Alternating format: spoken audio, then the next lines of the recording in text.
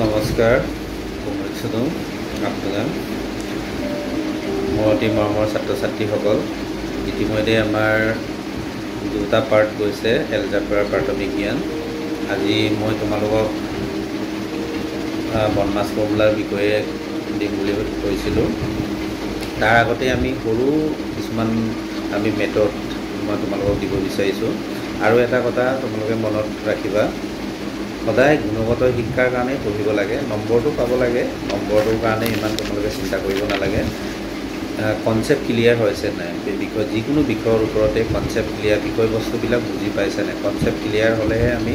যিকোনো বিষয়ত আগবাঢ়িব পাৰোঁ মেথছত বুলিয়ে নহয় যিকোনো ছাবজেক্টতে আমি কনচেপ্ট ক্লিয়াৰ কৰিব লাগে একচুৱেলি বিশেষকৈ মেথছত যদি কনচেপ্ট ক্লিয়াৰ নহয় তেতিয়াহ'লে তোমালোকৰ অংক কৰাত যথেষ্ট অসুবিধা হয় সেইটো কাৰণে সৰু সৰু কিছুমান বস্তু জনাটো খুবেই দৰকাৰ সেইটো কাৰণে মই তোমালোকক কেইটামান সৰু সৰু বস্তু দিব বিচাৰিলোঁ তোমালোকে চাবা আমি এতিয়া বহুত ষ্টুডেণ্টে ভাবে যে 0 ডাঙৰ নে -124 ডাঙৰ একচুৱেলি আমাৰ এই মাইনাছ প্লাছৰ ক্ষেত্ৰত আমি যে দিছিলোঁ পাৰ্ট 2 এইটো সদায় আমি ডাঙৰ সংখ্যাৰ ক্ষেত্ৰত সদায় সৰু সংখ্যাটো কি হয় ডাঙৰ হয় বহুতে ভাবে এইফালে আছে 1240 আছে বুলি হৈছে এইফালে 0 আছে এইটোতো ইমান ডাঙৰ সংখ্যা এইটো ডাঙৰ হ'ব বুলি ভাবে কিন্তু নহয় সদায় 0টো ডাঙৰ হয় মাইনাছৰ ক্ষেত্ৰত সাপোজ এতিয়া আমাৰ 150 আছে -150 আছে -10 আছে তেতিয়াহ'লে কোনটো ডাঙৰ হ'ব তেতিয়াহ'লে আমাৰ কি হ'ব -10টো ডাঙৰ হ'ব সদায় এইবিলাক চাব লাগে সৰু সৰু বস্তুবিলাক সদায় চাব লাগে মাইনাছ প্লাছৰ তাৰপিছত আৰু বহুত ষ্টুডেণ্টে আমাৰ অংক কৰি ফিনিচিং কৰোঁতে আমাৰ ভুল হৈ যায় সাপোজ আমি x আৰু x যদি আমি প্লাছ কৰোঁ তেতিয়াহ'লে কি হ'ব 2x হ'ব কিন্তু x আৰু x যদি আমি ইনটু কৰোঁ তেতিয়াহ'লে কি হ'ব x² হ'ব তাৰপিছত x² প্লাছ x² এইটো যদি আমি প্লাছ কৰোঁ তেতিয়াহ'লে কি হৈ যাব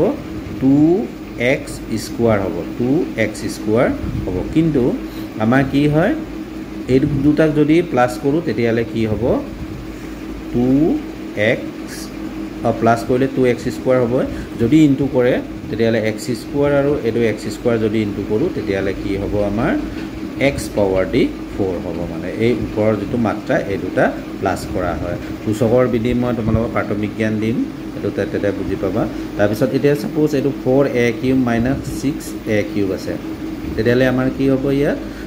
ডাঙৰ আগত এইটোতো মাইনাছ কেনেকৈ কৰিম এইটো ভাবিব এতিয়া ডাঙৰ আগত কি আছে মাইনাছ আছে তাৰপিছত সৰুটোত আমাৰ প্লাছ আছে একো সংখ্যা নাথাকিলে একো চিন নাথাকিলে প্লাছ আছে বুলি ধৰা হয় তেতিয়াহ'লে 6a² পৰা আমাৰ 4a² মাইনাছ কৰিলে কি হয় 2 হয় কিন্তু ডাঙৰ আগত কি আছে মাইনাছ আছে এইটো কাৰণে -2a³ হৈ গ'ল সাপোজ চেম একেই a³ + a² এইটোতো মাত্ৰাটো বেলেগ হৈ আছে এইটো আমি প্লাছ কৰিব নোৱাৰোঁ একেই থাকিব a³ + a² এইটো হৈছে কনচেপ্টটো তাৰপিছত এইটোক যদি আমি ইনটু কৰোঁ তেতিয়াহ'লে আমাৰ কি হ'ব a পাৱাৰ দি 5 হ'ব সাপোজ আমি এতিয়া 12ৰ পৰা যদি -14 কৰোঁ তেতিয়াহ'লে কি হ'ব 14টো যিহেতু ডাঙৰ 12তকৈ এইটো এটা ডাঙৰ আগত যি চিন থাকে এইটোৱে হ'ব মাইনাছ কি হ'ব 2 হ'ব এই সৰু সৰু বস্তুকেইটা তোমালোকে সদায় চাবা যি কি নহওক আমি এতিয়া বনমাছ ফৰ্মুলালৈ যাম বনমাছ ফৰ্মুলা খুবেই প্ৰয়োজন আমি যিকোনো অংক কৰিবলৈ হ'লে আমি প্লাছ মাইনাছৰ ক্ষেত্ৰত এই বনমাছ ফৰ্মুলাটো যদি আমি কনচেপ্টটো ক্লিয়াৰ হয় তেতিয়া তোমাৰ কেতিয়াও ভুল নহয় তেতিয়াহ'লে বিটোৱে কি বুজায় বিটোৱে ব্ৰেকেট বুজায় ব্ৰেকেটটো আমি কেনেকৈ লিখোঁ এইটো তাৰপিছত অ'টোৱে বুজায় কি বুজায় পাৱাৰ অফ ৰুট বুলি কোৱা হয় কিন্তু আমি একচুৱেলি গণিতত আমি অফ যি কি বুলি অসমীয়াত আমাৰ থাকে ৰ এইটো আমি কি বুজোঁ পূৰণ আছে বুলি আমি মাজত দিয়া থাকে এইটো পূৰণ আছে বুলি ধৰা হয় তাৰপিছত আহিলে ডি আহিলে ডিটোৱে সজায় ডিভিজন বুজায় কি বুজায় ডিভিজন মানে আমাৰ কি হয় ডিভাইডেড তাৰপিছত আমাৰ এমটোৱে বুজায় মাল্টিপ্লিকেশ্যন এমটোৱে বুজায় মাল্টিপ্লিকেশ্যন তাৰপিছত আহিলে এইটোৱে বুজায় এডিশ্যন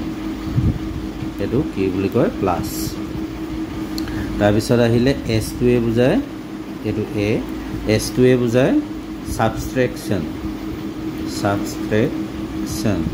মানে কি বুজায় মাইনাছ বুজায় এতিয়া চোৱা তোমালোকৰ ফাৰ্ষ্টত আমি কি কৰিব লাগে অংক কৰোঁতে আমাৰ ব্ৰেকেট গুচাব লাগে তাৰপিছত অফ থাকিলে অফটো গুচাই ল'ব লাগে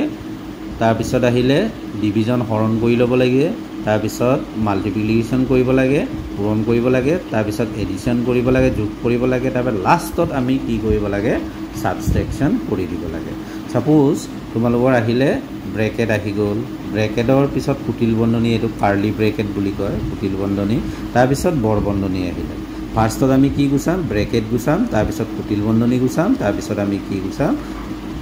বৰ বন্ধনী গুচাম কুটিল বন্ধনীৰ পিছতে আমি বৰ বন্ধনী ওপৰত যদি মাত্ৰা দিয়া থাকে অংক কিছুমানৰ ক্ষেত্ৰত আমাৰ মাত্ৰা পাওঁ মাত্ৰা যদি দিয়া থাকে তেতিয়াহ'লে আমি কি কৰিব লাগে মাত্ৰাটো গুচাই ল'ব লাগে ঠিক আছে মই তোমালোকক উদাহৰণ দুটামান দিছোঁ 30 মাইনাছ বৰ বন্ধনী আহিলে মাইনাছ 31 দিলোঁ ব্ৰেকেট তাৰপিছত আহিলে কুটিল বন্ধনী আহিলে 6 ডিভাইডেড 2 ইনটু 5 তাৰপিছত আহি গ'ল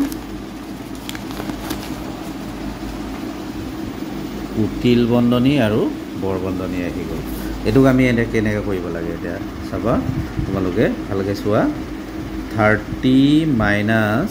এটা ব্ৰেকেট গুচাব লাগে তেতিয়াহ'লে ইয়াৰ আগততো বৰ বন্ধনীটো যিহেতু বন্ধ হৈ আছে ইয়াত যিকোনো চিন নাথাকিলে প্লাছ আছে বুলি ধৰা হয় প্লাছে মাইনাছে কি হৈ যাব মাইনাছ 31 তাৰপিছত আহিলে এইটো কুটিল বন্ধনী যিহেতু